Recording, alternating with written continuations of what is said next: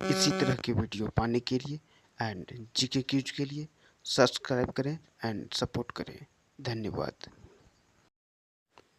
नमस्कार, स्वागत है आपका वर्मा कोचिंग JCERT में। आज लेकर हाजिर हैं क्लास 9 का साइंस चैप्टर नंबर 8 पाठ 8 लेकर अध्याय 8 लेकर हाजिर हैं, बल तथा गति के नियम।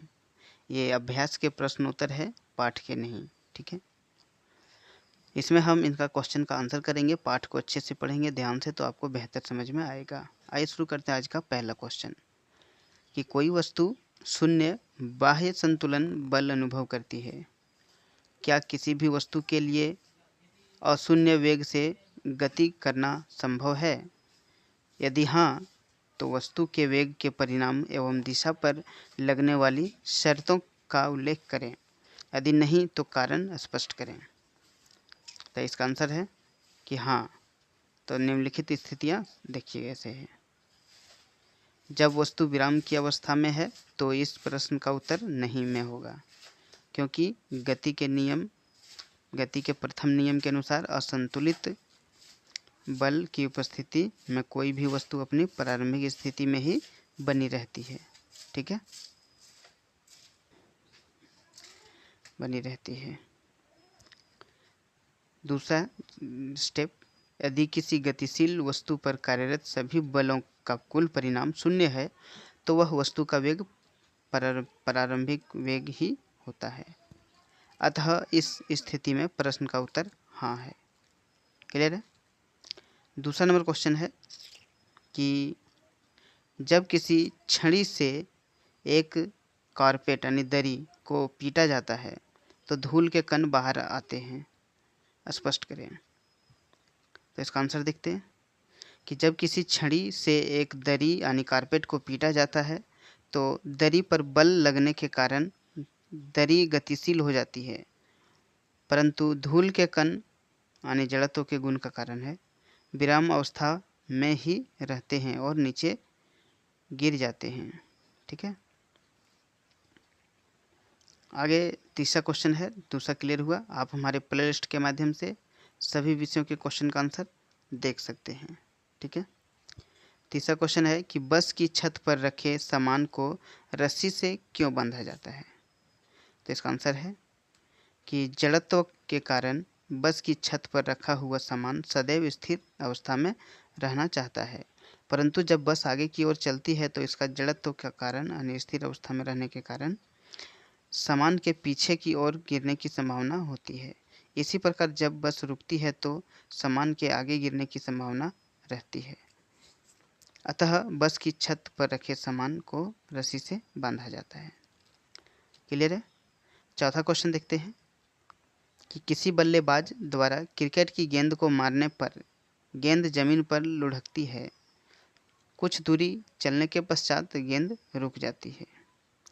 रुकने के लिए धीमी गति होती है क्योंकि बल्लेबाज ने गेंद को पर्याप्त प्रयास से हिट नहीं किया, या वेग पर गेंद लगाए गए बल के समानुपाती है, या फिर गेंद पर गति की दिशा के विपरीत एक बल कार्य कर रहा है, या ऑप्शन चौथा है कि गेंद पर कोई असंतुलित बल कार्यरत नहीं है, अतः गेंद विराम अवस्था में आने के लिए प्रयासरत है।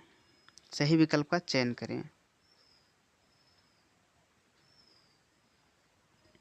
यानी कि सी नंबर ऑप्शन सही होगा कि गेंद पर गति की दिशा के विपरीत एक बल कार्य कर रहा है, ठीक है।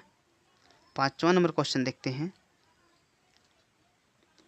कि प्रश्न 5 में जो है, एक ट्रक विराम अवस्था से किसी पहाड़ी से नीचे की ओर नियत त्वरण से लुढ़कना शुरू करता है। यह 20 सेकंड में 400 मीटर की दूरी तय करता है। इसका त्वरण ज्ञात कीजिए। अगर इसका द्रव्यमान 7 टन है तो इस पर लगने वाला बल की गणना करें, यानी 1 टन बराबर 1000 किलो, ठीक है। तो देखिए ट्रक का जो वजन है वो पूरा 7 टन है, यानी कि 7000 किलो है। इसी को द्रव्यमान कहा जाता है। समय जो है टाइम टी से टाइम है 20 सेकंड। शुरुआत का जो स्पीड है इसका वेग जिसको बोलते हैं 0 मिनट पर सेकेंड, ठीक है। तथा दूरी की जो सेकंड में है वो 400 मीटर है, ठीक है। ये क्वेश्चन का आंसर हुआ पूरा। फिर आगे देखते हैं आगे क्वेश्चन में। गति के दूसरे समीकरण से अगर इसे बनाया जाए तो आप ये उतार लें, ठीक है। तो ट्रक पर लगने वाला बल जो है सो 14,000 है। छठा क्वेश्चन है, 1 केजी ग्राम द्रव्यमान के एक पत्थर को 20 मीटर पर सेकंड के वेग से झील की जमी की सतह पर फेंका जाता है। पत्थर 50 मीटर की दूरी तय करके बाद रुक जाता है। पत्थर और बर्फ के बीच लगने वाले घर्षण बल की गणना करें। तो जैसा कि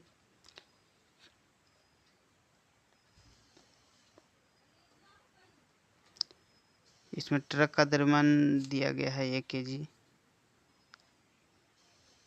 यानी प्रारंभिक वेग 20 मीटर पर सेकेंड, अंतिम 0 मीटर पर सेकेंड, और दूरी जो है इसका 50 मीटर है। मानक त्वरण जो है ये मीटर पर सेकेंड है। तो गति के तीसरे नियम से समीकरण से अगर बनाया जाए तो इस तरह से बनेगा। आप इसे उतार ले, अगर बनाया जाए तो इस तरह से बनेगा। आप इसे उतार लेंगे, ठीक है। आइए 7वां नंबर क्वेश्चन देखते हैं कि 8,000 किलो ग्राम द्रव्यमान के रेल इंजन प्रति 2,000 किलोग्राम द्रव्यमान वाले 5 डिब्बे को सीधी पटरी पर खींचता है। यदि इंजन 5,000 का बल आरोपित करता है तथा पटरी 5,000 N का तो बल लगाती है तो ज्ञात कीजिए। नेट त्वरण ज्ञात करना है बल का, रेल का त्वरण ज्ञात करना है। डिब्बा 1 द्वारा डिब्बे 2 पर बल लगाया।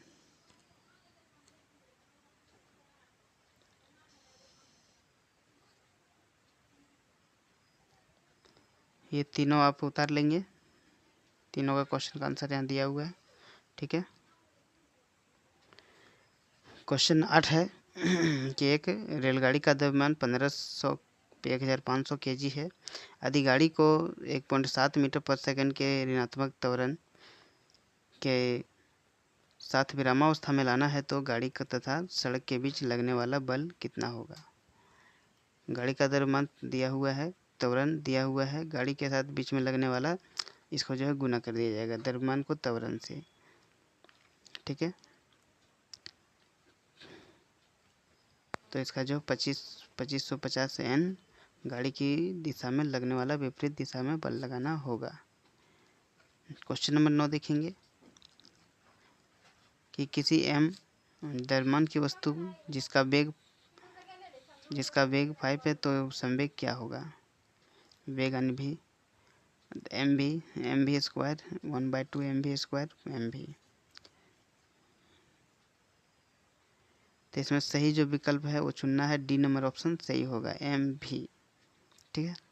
10 नंबर क्वेश्चन देखते हैं कि एक लकड़ी के बक्से को 2000 न्यूटन बल लगाकर उसे नियत वेग के फर्श पर धकेलते हैं। बक्से पर लगने वाला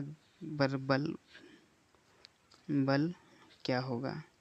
तो जो है बक्से, क्योंकि बक्से का वेग नियत है अतः बक्से पर लगने वाला बल, घर्षण बल 200 N होगा, ठीक है।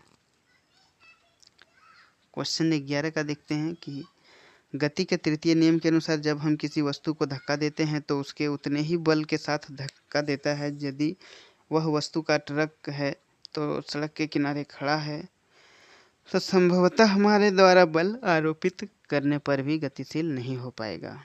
एक विद्यार्थी इसे सही साबित करते हुए कहता है कि दोनों बल विपरीत एवं बराबर है जो दूसरे को निश्चित करते देते हैं। इस तर्क पर अपने विचार दीजिए और इसका ट्रक गतिशील क्यों नहीं हो पाता है। तो इसका जो है जड़त्व द्रव्यमान के क्रमानुपाती होता है। ट्रक और द्रव्यमान अधिक होने का कारण इसका जड़त्व भी अधिक है। अत्यधिक जड़त्व के कारण ही विराम अवस्था में रहता है। जड़त्व यानी कि ठहरा हुआ यानी भारी। हमारे द्वारा लगाया गया बल अपेक्षाकृत कम होने के कारण ट्रक में गति उत्पन्न नहीं कर पाते हैं, ठीक है। ट्रक और सड़क के बीच घर्षण बल लगता है। यदि धक्का देने वाला बल ट्रक और सड़क के घर्षण के बल से अधिक हो तो ट्रक में गति उत्पन्न हो जाएगी, परंतु धक्के से उत्पन्न बल ट्रक के घर्षण बल से कम होता है, इसीलिए ट्रक में गति उत्पन्न नहीं होती है। ठीक है, क्वेश्चन 12 का देखते हैं कि 200 ग्राम द्रव्यमान की एक हॉकी की गेंद 10 मीटर सेकंड से गति कर रही है। यह एक हॉकी स्टिक से इस प्रकार टकराती है कि यह 5 मीटर सेकंड के वेग से प्रारंभिक मार्ग पर वापस लौटती है। हॉकी स्टिक द्वारा आरोपित बल द्वारा हॉकी में गेंदाए संवेग परिवर्तन के परिमाप का परिकलन कीजिए। तो थोड़ा सा यहाँ पर दिया है, अब देख लेंगे, उसके बाद आगे दिखाते हैं। यहाँ लिखा हुआ, यहाँ पर क्वेश्चन का सॉल्व किया हुआ है, आप इसे देख के लिख लेंगे। ठीक है, क्वेश्चन 13 का देखेंगे, ये भी आप उतार लेंगे। 14 का है, तो इसका भी लिख लेंगे। ठीक है, आइए देखते हैं क्वेश्चन नंबर 15। देख सकते हैं क्वेश्चन नंबर 15 का दिया हुआ है। ठीक है, 16 का भी दिया हुआ है, आप लिख लेंगे।